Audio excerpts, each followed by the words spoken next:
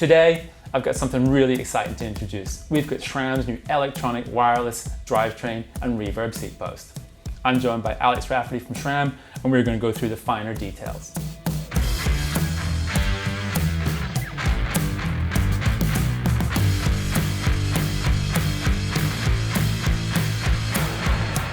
So Alex, what are we looking at here? Yeah, so as you said, Al, we're looking at the SRAM AXS drivetrain and RockShox Reverb AXS. So it's the first fully integrated electronic wireless shifting platform and wireless shifting, wireless actuated seat post as well. So what's AXS? Good question. AXS is the group name. It's the electronic integration platform, basically, that all of the electronic components and software come into to operate and function with each other. So you've got like your electronic shifter, you've got your electronic seat post, you've got the drivetrain, and then you have the app, basically. So if you want to kind of customize stuff, that all comes under the AXS umbrella. Yeah, exactly. So yeah, how those systems link together. Each component, if it's AXS, you can control it through the app if you choose to, or you can just bolt it on, sync them together and make that function so you can kind of control, monitor, and edit. So let's get straight into the nuts and bolts on this thing. It's got an Eagle cassette, so it's 12 speed. It's got a 10 50-tooth cassette, so the same gear range that you have with normal mechanical shifting. What's so special about this rear mech? And that's where basically the brains, the heart, the technology is. So this is ground up, redeveloped stuff. It's not a... So you've not just taken this from the road, because you've had electronic shifting on the wireless electronic shifting on the road That's for a while, right. and bolted it onto a mountain bike. Yeah, in terms of the concept of it, sure. It's electronic wireless shifting, so that's there.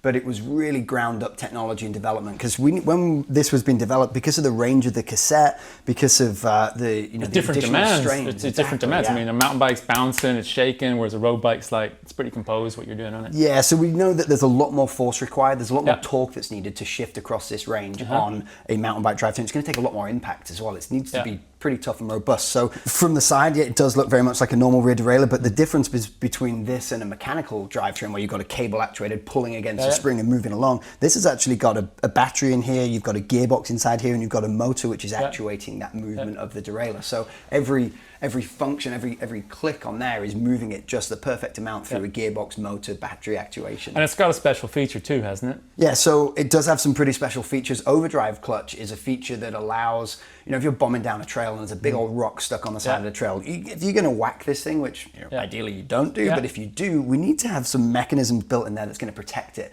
So a couple of things in terms of the design. One thing is that it's actually higher than our current Eagle mechanical. It's a centimeter further off the ground, so a little more protected. Similar profile in terms of side, but we've got two clutches. We've got a chain retention clutch, which exactly, which we've got currently, and then the overdrive clutch. And that overdrive clutch is basically, if you're going to whack this from the side, I'll do it right now. If you're going to whack this from the side, the derailleur is going to move over. It's going to slip on a clutch mechanism out of the way on a rock strike, and then almost instantaneously it'll move back over on the gearbox on the motor, back into its aligned position. At the launch in Arizona, when I was first told about that feature, I thought, I can kind of see why that would be a good idea on a really expensive component, but I was like, does it really work? And lo and behold, I hit a rock pretty hard, like hard enough to take a chunk out of the side of the derailleur. And because the trails were kind of like, we're coming down into a section, it was super rocky, wasn't really a corner, it was a 90-degree turn, it was just peppered with rocks. I smacked it like I'd smack a pedal, like full tilt, and I was like, that's it, I've just blown this new derailleur to pieces. Turn around, instantly there's a climb after it, and I just boop, boop, boop, boop, boop, up through the gears, and I thought, well, if it's gonna explode now, and bang, perfect gear, perfect shifting, and I was like, okay, this isn't just bullshit.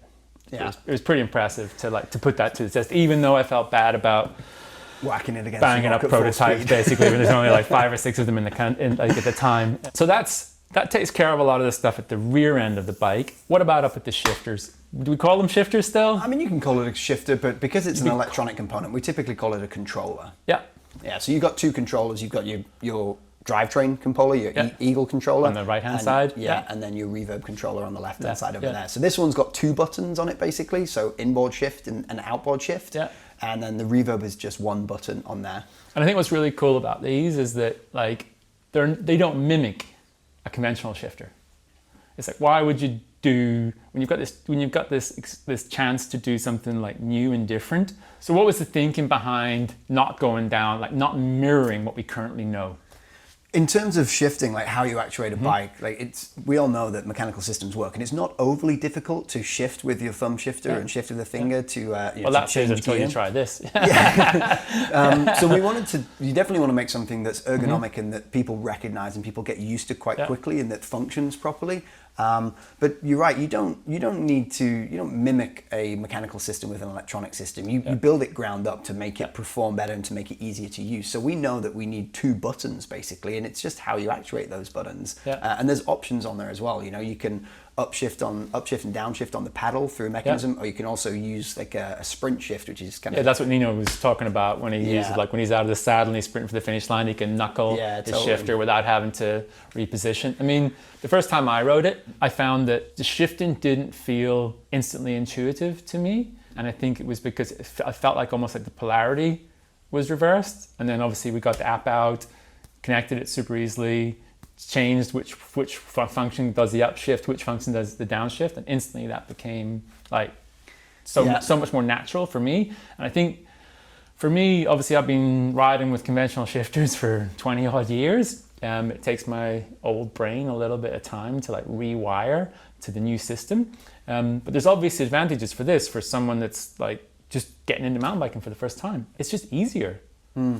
I think you're totally right. Like, we've probably, having been riding for quite a while, you've probably spent some time teaching someone how to shift gears on a bike. Yeah, well, you hear it. Like, you hear messing around with the gears on your bike, and the cable tension goes a bit funny, or your drivetrain's a little bit contaminated, your cable's kind of sticking a little bit, and it doesn't take an awful lot of force, but it does require some skill and skill set to push the cable the right amount, the right speed, the right just to release a little bit and not overforce it. I mean, and that's not rocket science, but if you can take that away, that thinking process, take that mechanical like input that we do as a human to make that shift, and just make it you're going to press one button and you're going to get a perfect shift each time. You're going to press the other button and you're going to get a perfect downshift each time. One of the things they talked about at the launch was the fact that because it's easier, people actually shift more. Like when you did the data acquisition, that there was a 25% increase in shifting and use of the seat post. But I don't think it's just easier easier in use. I mean, it's easier to install. There's no cables. You know what I mean? You just bolt this thing on and you pair it, and like it's easier for maintenance because you don't have to service the cables. I mean, the first thing I noticed when I saw the bikes with it, I was like, well, what are we going to do with these internal cable routing holes and stuff? We need plugs for them now because they're redundant. What got me excited about it isn't just the fact that like the shifting's easy, it's that it opens up potential. With no cables, like manufacturers can think differently about frame designs and stuff. And we'll get onto the seat post in a little bit because I think that's a key one. 5 years ago, plus even, that when we introduced one by drivetrains and we got rid of the front derailleur, it was like, we don't need this anymore. This is redundant. So let's just stop there for 1 second. Just so people know, there is not going to be an electronic front derailleur under AXS. Okay? I was like, what? And when we got rid of that, it opened up an envelope of creating or manufacturers building better bikes and freeing up some geometry and some space for better suspension linkage. This in itself is another step forward in terms of that. Because they don't have to consider the cable routing, which is a big problem for frame designers. So totally. That in itself, taking away front derailleur was a great step, and taking away cables as well is another real progression forward. The other thing that I think is pretty cool about it, I mean, obviously you're packing your bike. I mean, I travel quite a bit with my bike and stuff, and you just take the derailleur off and it's not tethered to anything anymore. Or you take your seat post out and like it's not attached. And I think like the Reverb AXS seat post is like pretty innovative in the sense that like, these guys brought stealth routing, brought internal routing, and like bike manufacturers were like really on board with it, with the routing through the frame and stuff. But now that the seat post is just connected by a controller and there's no wires, no cables, nothing. I mean, we just whip this thing out and there's nothing. Yeah. Just in terms of like maintenance, fitting, adjusting, everything. It's just so much easier. Way quicker, way cleaner, installation's easier. Like it's so much sweeter to stick one of these on a bike. And I remember when Reverbs first came out, or when Drop a Seat Post came out, and I personally had a few bikes, and I was like, sweet, I'll buy one Reverb and then I'll just move it onto a bike. Because when it had the external cable and stuff. As and when I want to use it. But it was still a bit of a tune, putting it on and routing the cable somewhere, or even when they came internal. So you kind of needed a Reverb for each bike. This truly, genuinely, you got one of these things, you can just hot swap that between a bike in seconds. I mean, obviously, like the architecture of the seat post changed a little bit. It's gone from a twin bolt to a single bolt, and it's got a tilt adjust, which doubles as a safety mechanism. There's a lot of cool changes on this in terms of, you're totally right there. Everything from pretty much here up is, battery, motor, gearbox to actuate the seat post. But here down, it's very similar to Reverb Stealth. But the action is way faster. Yeah. Like, so there's some internal changes too. Definitely, so architecturally, internally, it's very similar, but there are some changes that we've put in there. So we're using better seals or increased durability and smoother operating, quieter seals. We've got a new IFP in there. We now use different oils as well and building manufacturing processes. So it's small things that have actually made it faster, smoother, and quieter as well. And this seat post has actually a really neat feature on it that we can't see from here, and that's the vent valve. Vent valve's pretty sweet. Yeah, one of those things with the way our seat post works is we have an IFP in the seat post, an internal floating piston, which is basically separates the oil and air. Exactly, and eventually, over time, like if you're a little unlucky, you can get it where you get a little bit of air in the oil pocket and you get this squish. You might get like a centimeter or two of kind of bounce in it, and we want to be able to purge that out. So vent valve is a way of popping the seat post out, pushing a little button on the bottom of it, pushing the seat post down, and it purges that air out of the oil volume. I mean, you could do a trail slide if you want to, if it happened, if you were unlucky enough for it to happen. It takes 30 seconds. So I think so again, that's another thing that makes everyone's life easier. Obviously, big concern with putting electronics on a bike is, that battery is right in the firing line of the rear tire. And we go riding in pretty wet conditions in the UK. So, should people be concerned about having a battery right there? It's a good question. It's a valid question. I think people are definitely going to do that. You've got a motor, I've got a gearbox, I've got a battery. I'm going to jet wash the bike. I'm going to be running through mud. It's a mountain bike drivetrain. It's a mountain bike seat post. We're fully aware that people are going to get caked in mud, caked in water, and be jet washing these bikes. So we develop, we engineer, we design these products to be able to withstand water, and they actually pass industrial standards. It was 30 minutes submersion in 1 meter. Which is, so I think if you're got your seat post underwater for 30 minutes, you're doing something wrong. So it's pretty safe. They are safe to power wash, they're safe to clean properly, and use products on whatever. But we would always recommend the best practice would be, we make little guards for these as well. So when you buy this product, you get when a you're battery traveling cover, or something. and you get a you pop this off, you get a battery cover, and you also get this little sleeve that sits on here and completely water seals. So basically, even if your bike's on the roof rack or something, or on the back of the car and it's raining, you're not getting water into the contacts. And totally. So the other big thing for anyone that's uses electronics is battery life. Yeah, definitely. So let's talk about obviously what's really cool is both components use the same battery. Mm-hmm. So you can swap them around or carry a spare. What's the weights roughly? 25 grams? So the battery's, it's a small battery. It's smaller than most camera batteries. It's 25 grams. It's a battery that we use on current red ETAP systems. So it's a product you can grab these things from most bike shops. Yeah. The battery life that we're getting from the drivetrain system itself is a good solid 25 hours of riding. It depends what style of riding you're doing too, doesn't it? Totally. But normal shifting, normal riding, 25 hours is easy battery life. And out of the seat post, because there's less kind of mechanical force required, it's actuating a piston. This is more like 60 plus hours of actuation. Okay. And then the thing is too, is if your derailleur was running low, but you still had loads of juice left in your seat post, you just take the batteries out and swap them. Pop that one out, that one out. Yeah, and just swap them over. If it'll start flashing red when it's getting low, and you can pop that out, flick that one in, and then you can choose which one you need to be working. Yeah. And they charge it pretty quickly as well. Stick that on charge for an hour in the little dock that you get with the system. An hour and you've got 60-70% charge. 2 hours and it's fully charged. Yeah, that's pretty quick. One of the things I really liked about it too is that you don't actually need to have your phone or have the app or anything to get up and running. You can basically just bolt this rear derailleur on, bolt the seat post in, bolt your controllers on, and pair them, and you're good to go with your stock settings. But what does the AXS app actually open up for you to do? If you actually do want to go, if you want to dive deeper and get into like what you can customize on the drivetrain. So right now, you're right, you can just bolt this on the bike and pair them up and it's going to work fine.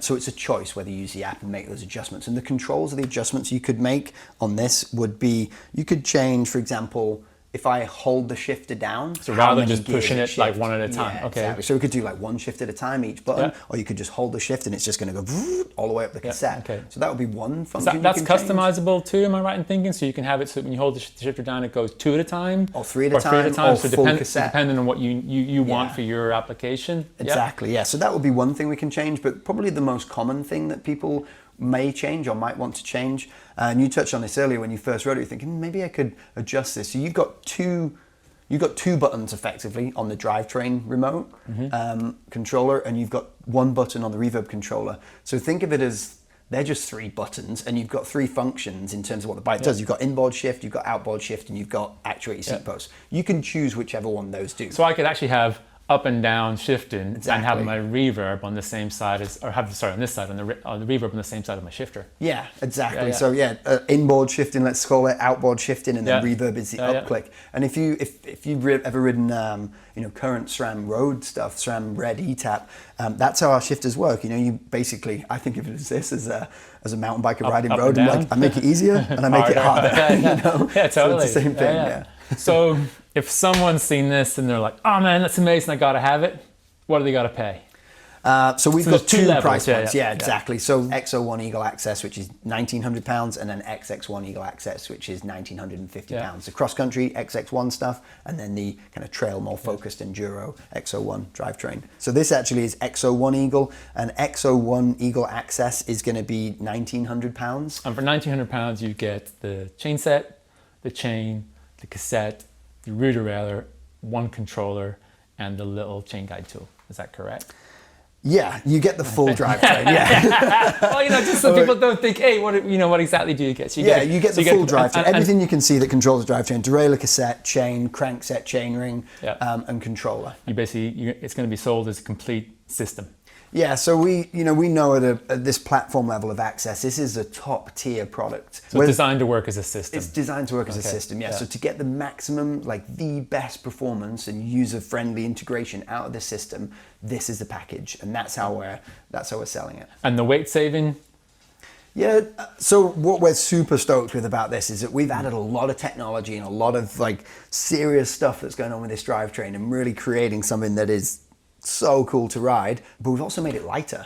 We're not talking night and day lighter, but this system is a complete drivetrain system for a mountain bike. Our Eagle Access drivetrains are slightly lighter than which surprised me, because like you said, like it's got a battery, it's got a motor, it's got a clutch in it, there's and it's chunkier. Like the mech's more solid for sure, you can see that. So like that's pretty impressive that you managed to, like, even to get it the same weight would have been cool, but to actually get it in a little bit lighter is really cool. Seat post wise, that's probably like one of the things that I think a lot of people would be like, okay, I can just get one of those bolted straight on, doesn't matter what I'm currently running my drivetrain, that's a cool thing. How much is that going to cost? So the seat post with controller is £700. Okay, pretty spendy. Well, if you look at what a current reverb is, or what in the marketplace, and what the technologies you're getting with this, we're not going out there and saying this is a super cheap product that you get in the best technology in the world. It's impressive. Yeah. And the fact that you can take it out, the fact that you just plug it in, pair it, like the convenience aspect of it's huge, but like how quick it moves and how quick it stops, I was like really quite shocked at how impressively fast it was. I'm glad you touched on that, because that for me is one of the coolest things about Access is like, you don't want to make an electronic wireless drivetrain and seat post and press a button and wait for an actuation and then do something. Like you cannot. It feels it's instant. Yeah, totally. You press that button and the post moves. You press that shifter and you hear the derailleur move. Like it's instantaneous, and that's important. That's critical. Like there's no point making it if you've got a quarter of a second or a half a second delay. So final question, when's it going to be available? So we're launching the product today. We're a couple of months out in terms of when we're going to be able to buy it, when consumers are going to be able to buy product. Yeah. But pretty soon. So we're looking April? Yeah, mid to late April. Okay, perfect. Excellent. So that's a pretty deep dive into SRAM's new Access wireless technology. And as soon as we get a drivetrain and a seat post, we'll do an update and bring you like our first ride impressions.